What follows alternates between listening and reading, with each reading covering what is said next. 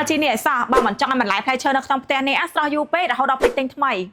ថ្ងៃនេះខ្ញុំនឹងមកណែនាំអ្នកទាំងអស់គ្នាឲ្យមកស្គាល់ជាមួយនឹងទូទឹកកក LG ប្រភេទទ្វារ2ដែលមានផ្នែកកកនៅខាងក្រោមនិងផ្នែកត្រជាក់នៅខាងលើដែលមានជាមួយនឹងលេខ model GNB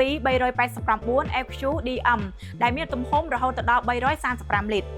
ទូទឹកកក LG មួយនេះក៏មិនខុសពីទូទឹកកក LG ផ្សេងទៀតដែរដែលមានបំពាក់មកជាមួយនឹងមុខងារ Smart Inverter Compressor ដែលជួយសន្សំសំចៃភ្លើងបានខ្ពស់និងដំណើរការស្កាត់ល្អ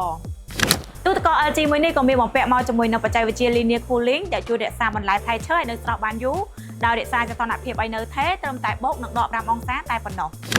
ជាមួយនឹងបច្ចេកវិទ្យា Door Cooling Plus គឺជាបច្ចេកវិទ្យាដែលជួយបញ្ចេញខ្យល់ត្រជាក់បន្ថែមពីខាងលើចំហៀងទ្វារដែលធ្វើឲ្យចំណីអាហារដែលយើងដាក់ចូលទៅឆាប់ត្រជាក់លឿនជាងមុនកាន់តែពិសេសជាមួយនឹងប្រអប់ Fresh Converter ដែលអាចឲ្យលោកអ្នកធ្វើការកំណត់សីតុណ្ហភាពទៅតាមប្រភេទអាហារដែលអ្នកចង់ដាក់មិនថាត្រីសាច់និងបន្លែឡើយដោយធ្វើឲ្យត្រីនិងសាច់នៅស្រស់បានយូរដោយមិនកកដែលងាយស្រួលឲ្យលោកអ្នកយកមកធ្វើម្ហូបបានភ្លាមៗតែម្ដងបើសិនលោកអ្នកចង់បានទូទឹកកកដែលជួយរក្សាបន្លែត្រីសាច់ឲ្យនៅស្រស់បានយូរកុំភ្លេចជ្រើសរើសជាមួយនឹងទូទឹកកក LG model មួយនេះដែលលោកអ្នកអាចធ្វើការស្វែងរកទិញបាននៅគ្រប់សាខាទាំងអស់របស់ក្រុមហ៊ុនស៊ុនស៊ីមីកូ